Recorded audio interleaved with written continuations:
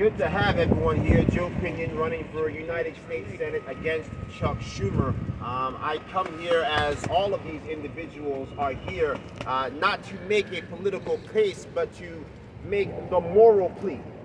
As people of this city who are watching our children gunned down, watching our families living in fear and terror. No one chooses to live surrounded by crime. These are the conditions that have been thrust upon us. And I want to tell people that this is abnormal.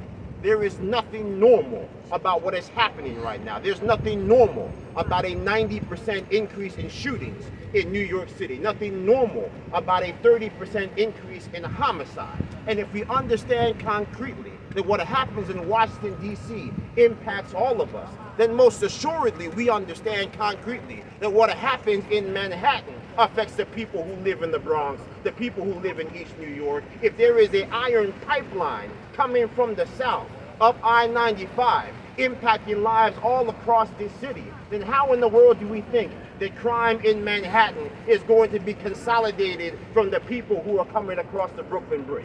So I think right now we have to have a concise message that says quite clearly that if you are unhappy with the world as it is today, we cannot continue to elect the architects who built the world as we currently experience it. And that is a world where too many people are losing their lives because of the three most deadly words ever uttered in the history of modern politics: defund the police. And yet, as we've seen the children gunned down, as we've seen the communities torn apart, the thing we have not heard out of the mouths of the people who endorse the policies is the simple: we got it wrong, we are sorry. 485 people murdered last year in this city. You look nationwide, a 126% increase in ambush killings for police officers. We just buried two of the bravest. One this week, one the previous week. In continuation of the fact that we had 476 officers across this country gunned down. And so the time has come for us to make sure that we empower those who raise their hand to keep watch over each and every one of us, and to make sure that people can feel safe in their own skin and in their own communities.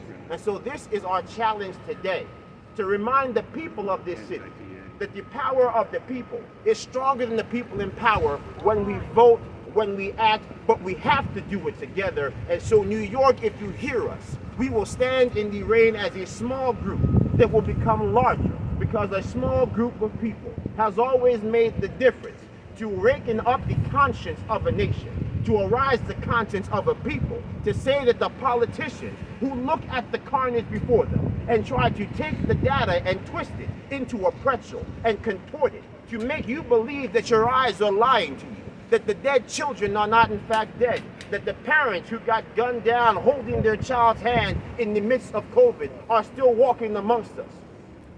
This can't continue. And so we start where we began. We start with the fact that we had somebody in Kalief Browder who experienced something that no child should have ever experienced, locked away from his family for a petty crime that he didn't even commit. But what is the virtue of allowing murderers to roam free, rapists to roam free, to the legacy of Kalief Browder?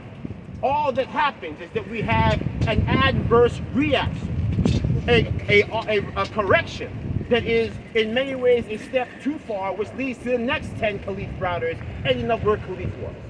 And so our challenge should be quite clear. Do not allow the pain of yesterday to have us entrenched and entombed in a cocoon of death. So I want to thank all of you for coming here, standing in the rain to cover this, because we have to get the word out that change is coming. And in the case of New York State, and for the first time in 24 years, when it comes to your U.S. Senate choice, you have a chance to have a choice, and that choice should be a return to common sense and common purpose, not left versus right, but right versus wrong. Join us in that effort, and join the people under this tent as we speak on behalf of so many people who aren't able to be here today. Thank you so much.